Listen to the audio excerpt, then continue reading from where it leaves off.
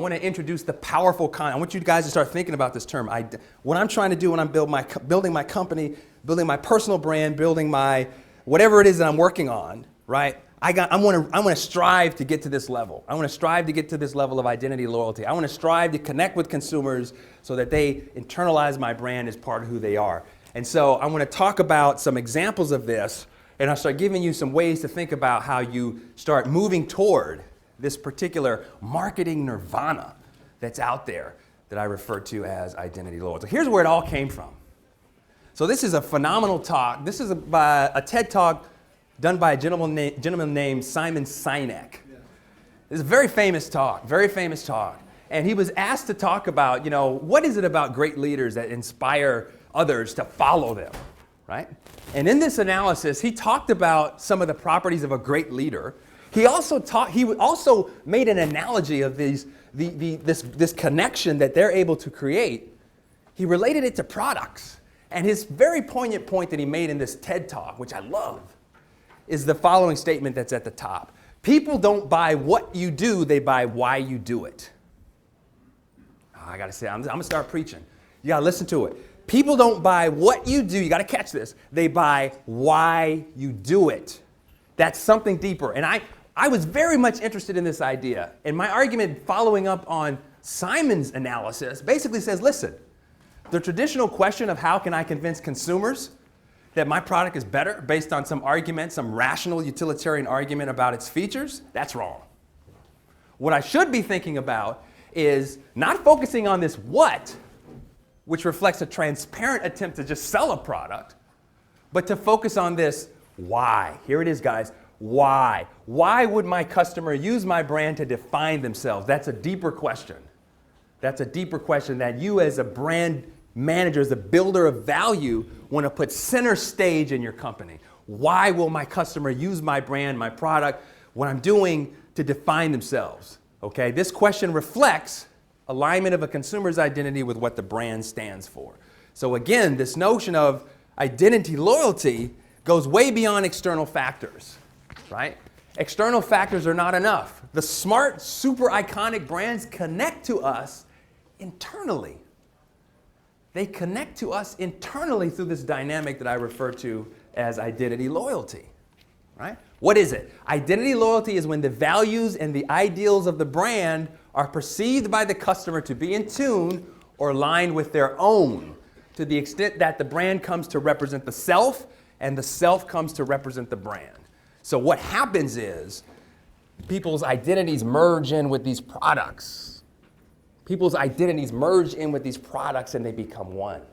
What do you think happens when an individual, a consumer, a customer internalizes your brand as part of who they are? What's going to happen when somebody says something bad about the brand? Why? It's part of you. Fundamental human psychology, right? Fundamental human psychology, human motivation. People will defend themselves. So if you get your brand to be a part of some aspect of their identity, some component of their aspirational self, some element of who they are, they will literally become your defender for free.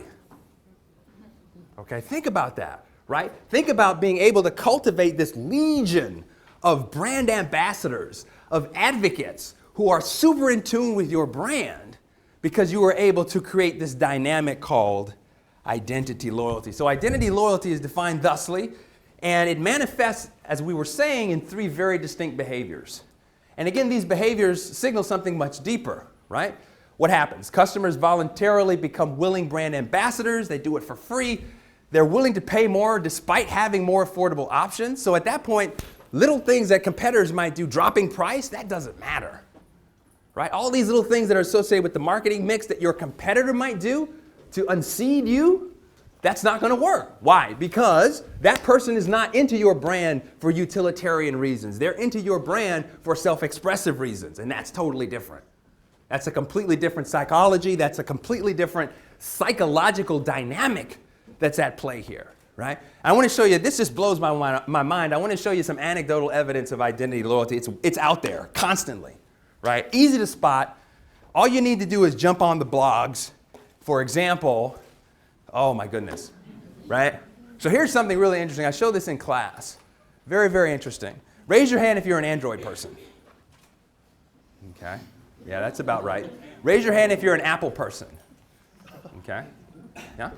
Raise your hand if you're one of these types of people and you've had an argument with the other type of person, either a friend or a family member, etc. Yeah, me too, right? This is absolutely blows my mind. I'll show you some anecdotal qualitative examples of this, right? So this was when Instagram became available. Guys, listen to me. Don't follow me on Instagram if you have an Android. Ew. Right? I feel gross knowing people with an Android phone can follow me on Instagram. Instagram on Android is mad dirty. It used to be special, now it's just gross.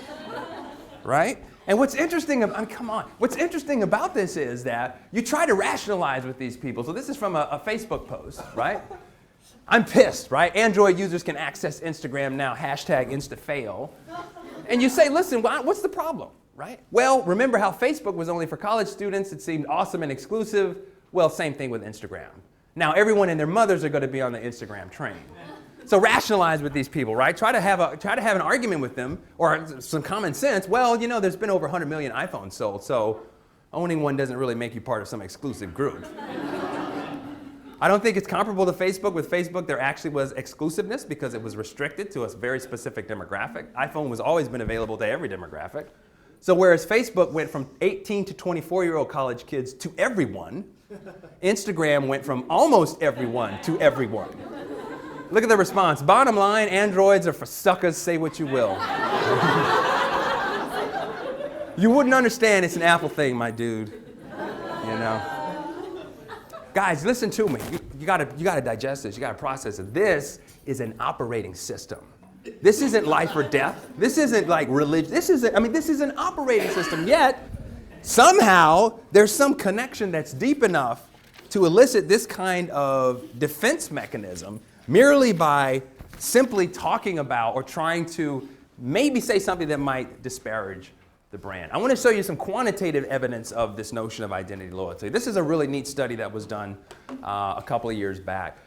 And this is a study that was done across a bunch of different categories. Basically, here's the upshot.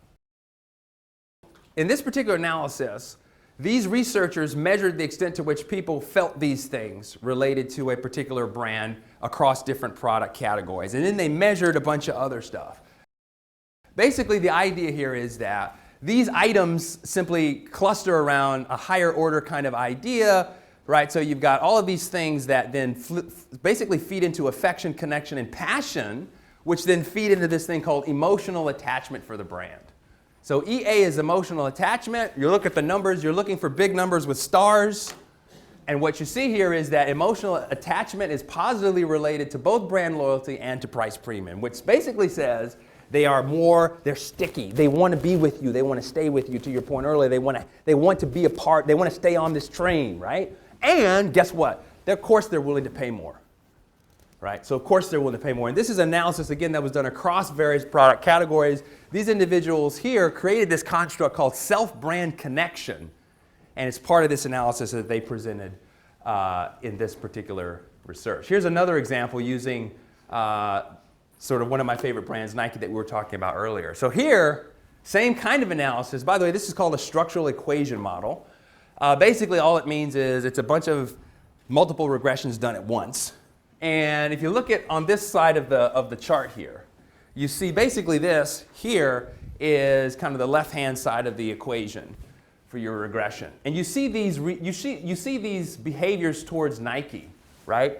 And they are actually ordered by how difficult the behavior is to engage in, to how not difficult or how non-difficult, least difficult the behavior is to engage in.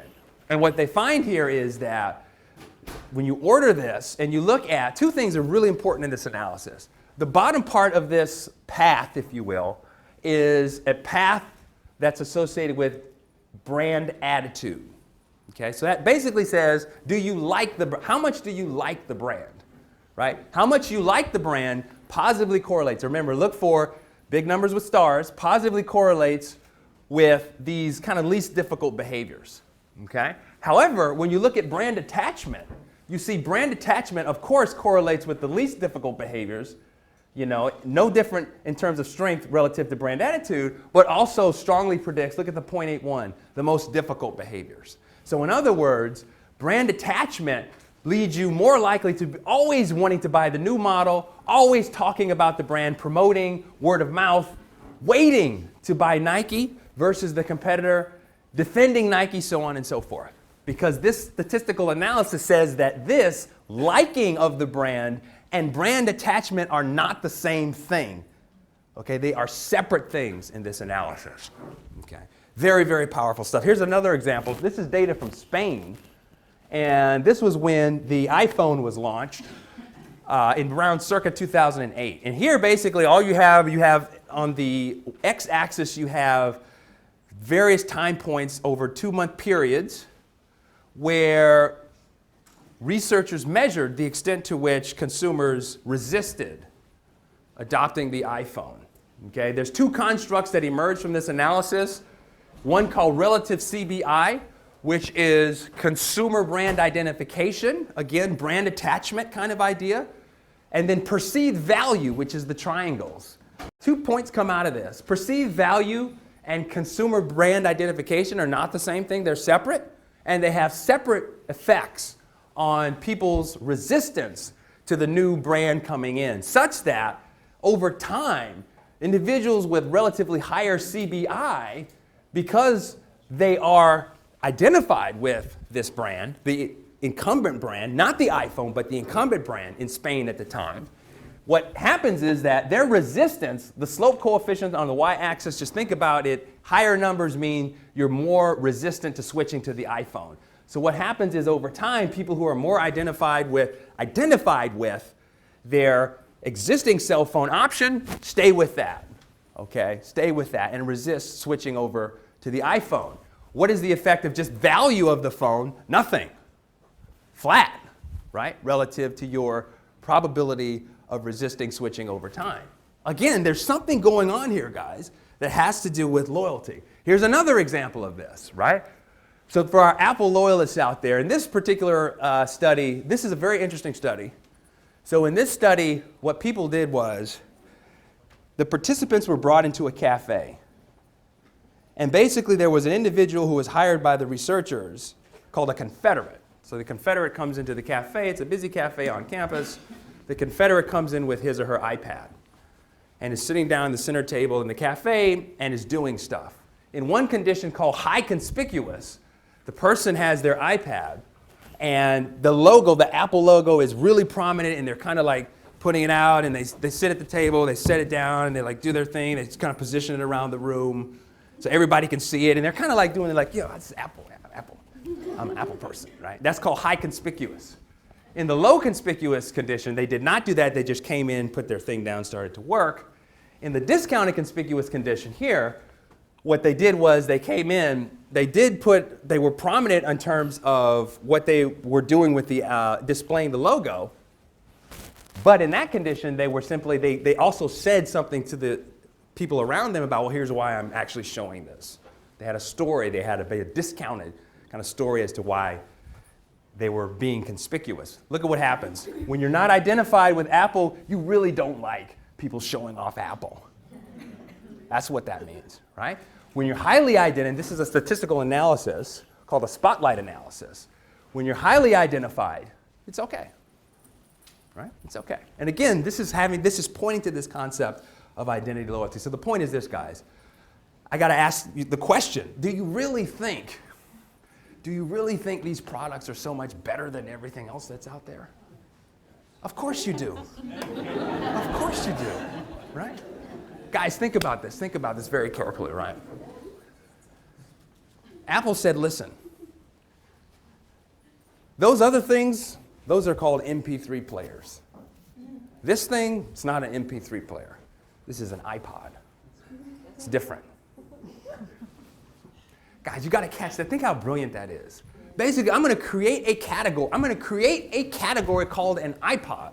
And I'm going to imbue that category with these characteristics that people identify with. And it's going to become kind of part of the vernacular. It's going to become part of the way that they think about things. And they're going to swear it's better, right? And you look at a product like Microsoft Zune, right? And by the way, I'm a Microsoft guy. I'll just put that out there. I'm neither Android nor Apple. You know, it's hard because now you're trying to break into this notion of what Apple has been doing so very well, right? So very well time and time again. And it's amazing that they create this notion of defending the brand, right? So when people say Apple is terrible, Apple blah, blah, blah, I mean, I have conversations with my friends. Oh my goodness, my Apple loyalist friends. I've been trying for like months and months. I can't get one of them to tell me what is new about this Apple Watch. Just tell me. They're like, you don't understand, man. You don't get it, Americus. Okay, that's why I'm asking. Just tell me what. And I just want to know what's it going to do that's different than the. Well, it's an Apple thing, right? And so you pose these questions, they don't want to hear it. And so I'm trying to get you guys to start thinking through this concept of identity loyalty. Thinking through this concept of identity loyalty.